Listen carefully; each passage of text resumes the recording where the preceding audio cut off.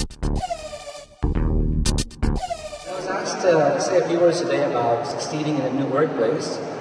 And since I've been involved in quite a few companies myself, and in the span of my career, I've interviewed and hired several thousand people, it was a nice topic to be given because I'm commonly asked, with all the people that we hire, all the people that come into the workplace, how does an employee make themselves stand out? And I like to use the term MVP, most valuable person, because in any company, the 20-80 rule, or the 80-20 rule, applies when it comes to employees. 20% of your employees will produce 80% of the value in your company. So whether that value can be measured in revenues, or in capital, or in market valuation, less than 20% of the employees in an organization will produce the value for that company. So how do you become part of that 20%? How does an employee get hired into a company and become very valuable to their employers? The importance of being an MVP in any company is that MVPs are typically the protected ones. MVPs, because they produce value, they produce wealth for the owners of the company, are usually the first ones hired and last ones fired. The first ones to get increases in their salary, the first ones to get bonuses, and are the ones who are treated best by their employees. Or at least that's the way it should be. Maybe not all companies do that, but certainly in the companies that I'm involved with, that's what we do. So how do you become part of that? How does an employee become an MVP within the organization that you're part of? First of all, let's talk about how you first get hired. I know a lot of people that go to these events are either newly graduated or newly hired, or are looking for a way to get maybe a better job. The statistics say that 75% of people working in their current jobs are not happy with their current jobs, so looking for something better, something challenging, something that pays more, something that's better suited to them, something that will move them forward in their careers, but basically they're unhappy. So when you apply for a new job, what is it that you need to be aware of and bring to that, say, interview or that application process to get you noticed? This is probably pretty obvious for everybody, but there are some basic requirements in getting into a new job. And the first that we call aptitude. I mean, these are things that within 5 to 15 minutes of talking to somebody, it becomes quite evident. Your aptitude are the knowledge and skills that you bring into a new job situation. So these are things that are obvious. For example, the fact that you have a degree, your transcripts of records, your experience, the skills that you bring in. Obviously, if one of your skills is you can speak Japanese or speak Chinese or a foreign language, these are things that can be demonstrated within the first 5 to 15 minutes. Okay? So these are things that are quite obvious to the people who are looking to hire you. So the knowledge and the skills that you bring in are things that they will look for and evaluate and verify during the hiring process. So aptitude. The question that you have to ask yourself is, when applying for a new job, can you demonstrate the aptitude that they're looking for to be hired for that job? What's really amazing to me is that I've been in the technology business probably for 28 years, and we hire a lot of programmers, and you would think that programmers would know what type of aptitude they should have to be hired for a job.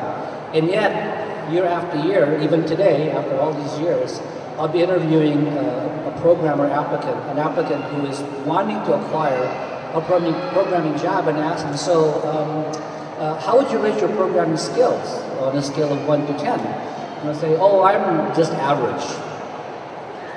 So that kind of begs the question, why are you applying for this job for a programmer if you're an average programming skills? Obviously, they don't understand that the aptitude portion of the job requires that we're looking for excellent programming skills, and yet they represent that they have average programming skills. So these are things that are quite evident in the beginning. So first of all, you have to have the aptitude. You have to have the knowledge and skills required to fit you in that job. Secondly, though, you also have to have the attitude. Okay, the attitude is the perceptions that you bring into the job and the behavior that you bring to the job. If you're applying for a job, for example, that requires strong communication skills, that your job requires you to interact with people, the behavior that you bring into an interview or into an evaluation process should be one that suggests that you like to communicate with people. If you come across as somebody whose behavior suggests that you're shy, that you don't want to communicate with people, or you're non-communicative, but obviously you do not have the attitude for that job. So you have to be able to demonstrate this. Again, just like aptitude, behavior and perception is something which you can identify in somebody within the first 5 to 15 minutes after speaking to them. That's why people ask me, so Joey, how do you know that you have a good candidate? How do you evaluate candidates for a particular job? And I said, well, in the first 5 to 15 minutes, I can determine immediately whether it's a good fit or not. In 5 to 15 minutes, I can tell what their knowledge is, what their skills are, their perceptions of the world, and their behavior patterns in 15 minutes. And at that point, I can do a go, no-go decision. I can say, this person's either a good fit or not a good fit, okay? But one thing you have to remember about aptitude and attitude is that all it does is get you in the door. It just allows you to get in the door. It does not turn you into MVP. I would say that there's about 10% of people that apply for a job actually have the basic aptitude and attitude for it. Earlier they were showing some statistics, Teletech, about the number of people they have to go through to be able to hire the right people. 10% is a pretty good number, actually, because 9 out of 10 people that apply for a job aren't actually qualified for it. So once you have the ability to demonstrate that you have the aptitude and the attitude to be hired for a job, you get in. But that just gets you in the door. It doesn't really say that you're going to be an MVP. It doesn't really say you're going to excel in that job. It doesn't really say that you're going to be able to contribute to increasing the value of the business that you've joined. So what do you need to be able to demonstrate? What do you need to have beyond the skills, the knowledge, the proper perceptions, and the behavior to become an MVP?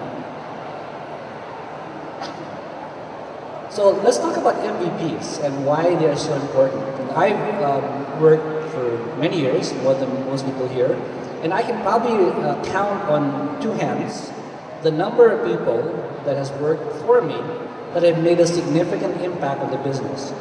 Everybody else has contributed, everybody else has done their job, but the truth is, doing your job does not make you an MVP. If your job is to sweep floors in the office and you do that very well, that's not enough for you. That doesn't make you very valuable. Why?